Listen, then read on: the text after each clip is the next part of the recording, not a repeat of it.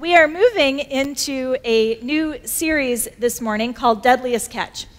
Some of you might know that there is a television program on the Discovery Channel by the same name, and it is a show that follows several well-known larger crab fishing vessels as they fish for king and what are called opilio crabs on the Bering Sea.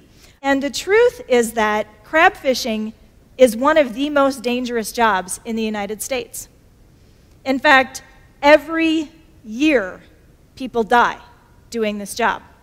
And the show has chronicled several of those deaths. I was thinking about this show, thinking about crab fishing. You might think that's a little strange. Okay, I am. It's just where my mind goes on occasion. And I was thinking, there is a job out there that's more costly than crab fishing. And it is the job of being a follower of Christ. Being one of his disciples is the most dangerous job that any one of us could ever take on in our lives. Because when we make the decision to be a follower of Jesus Christ, it costs us our lives. He calls us to die to ourselves, to take up our cross. Well, we know what the cross meant for him. To follow him, to leave everything else behind. Now, it's a job that oddly enough relates to fishing. But it's also a job that will cost us our very lives. Now, some of you might be sitting here this morning thinking, well, I made that decision years ago. I made the decision to follow Christ when I was a young teenager or 30, 40, 50 years ago. Why is she talking about this now? We know what this means to us, but I think it's always a good idea to be reminded of what Jesus actually requires of us here as his followers, because we're all still here. We're all still engaged in this job of being a Christ follower. And I also often wonder if we take this call seriously enough. If it's something that we really think about on a day-to-day basis, and I wonder if we are living each day in the reality of that call that he has on our lives, and in the reality of the abundance that we have when we choose to follow him. So we will begin our series this morning with the very foundational issue of Jesus' call to the deadliest job on earth and what our response is to that call. So if you've got your Bible, we will be looking at Mark chapter 1, verses 16 through 20. And we read, as he was going along by the Sea of Galilee, he saw Simon and Andrew, the brother of Simon, casting a net in the sea, for they were fishermen. And Jesus said to them, "Follow me, and I will make you become fishers of men." Immediately they left their nets and followed him. Going on a little farther, he saw James the son of Zebedee and John his brother, who were also in the boat mending the nets. Immediately he called them, and they left their father Zebedee in the boat with the hired servants and went away to follow him. Let's set the scene for a moment first this morning. This is early in Jesus' ministry. This is the part of his life that we refer to as his early Galilean ministry. It kind of tells us where he is. And the part that we just read, we see the call of the first disciples. Now, the setting here would have been absolutely beautiful. Jesus is walking alongside the Sea of Galilee. The sea, in case you're looking for a geography type lesson this morning, is about 700 feet below sea level, so it sits very low.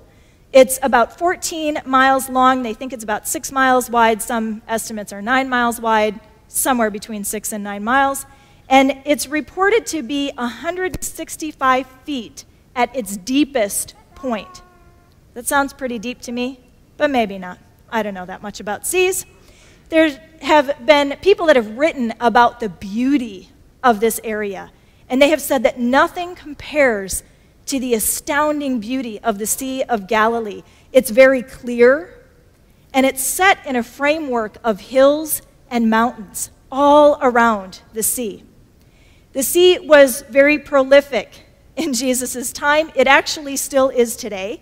It abounds with fish, with living creatures in the water, and that was why it was used to help these men carry out their occupation. And the beauty of the sea, as you were beholding what it looked like, would be something that could change on you very quickly. Because of the reason that it was surrounded by all these hills and all these mountains, well, that makes storms pop up very quickly and very easily. So when you're thinking about the guys who are crab fishing and deadliest catch, well, these guys were up against some storms and some bad weather themselves as they were fishing, because they could be out on a pristine, beautiful day, and all of a sudden a storm would roll up. And we see that happen in Scripture. So Jesus, the master, the teacher, he's walking along this beautiful sea, and he is thinking something to himself about needing disciples. And he sees Simon. This is the Simon who will eventually become Peter, and his brother Andrew, and they are casting their nets into the sea, and Jesus simply calls out to them, "Follow me." He will go on, as you saw in the passage, to encounter James and John later on in verse 20, and we are told immediately he called them. Now, I want us to see, first of all this morning, that this call is a very clear call, isn't it? He doesn't give some elaborate paragraph-long explanation filled with fancy adjectives and verbs, and he simply says, "Follow me." It was that easy. Now, it's literally an imperative, a command. You could say he is saying, "Come, exclamation point, exclamation point." That's how he's presenting this to them. And it's a compelling call. It had to be, because it came with all of the authority and all of the power that was inherent in this man who had taken on flesh to walk among people, but was the Son of God. Now, when the Son of God calls you verbally in person, I think you probably hear that call, don't you? I would hope that we would hear that call. It's a call that only he is qualified to make, a call to follow him. It means that we are supposed to become like him. That's what to follow him means. Now, obviously, Jesus had an intention here, right? A plan, a purpose. He had something in mind for these people. He was looking for those who could fill the role of being called his disciples. You might be wondering why he chose to carry out this purpose here along the seaside. Why didn't he go to a synagogue, a rabbinic school, someplace where he could have gotten the elite of the elite, the most educated men that he could find to carry out his purpose? Well, I believe that we can infer a few things from the passage. First, Jesus found these men doing something. They were working. I believe that this shows us that Jesus, God, makes use of useful men. He doesn't want people that will simply sit and do nothing. The other thing that I think we can infer is that these were humble fishermen. Fishermen weren't like the cream of the crop in this society. They were working class.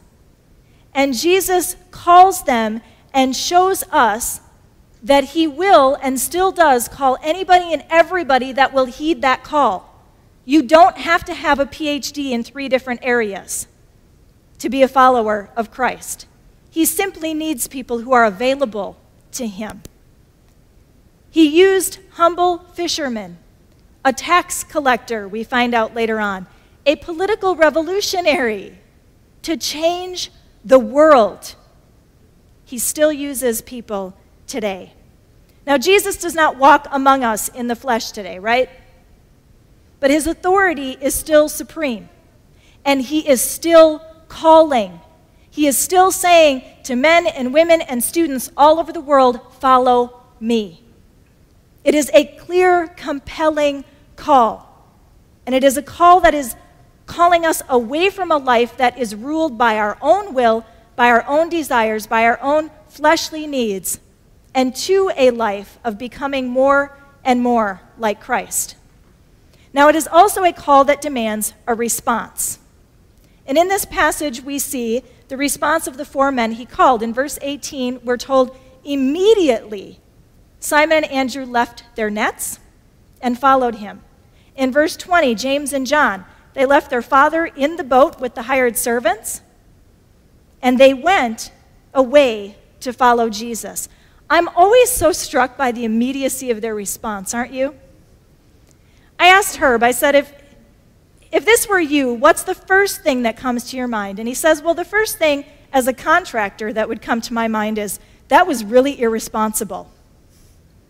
They just walked off the job. They didn't properly wrap up their tools.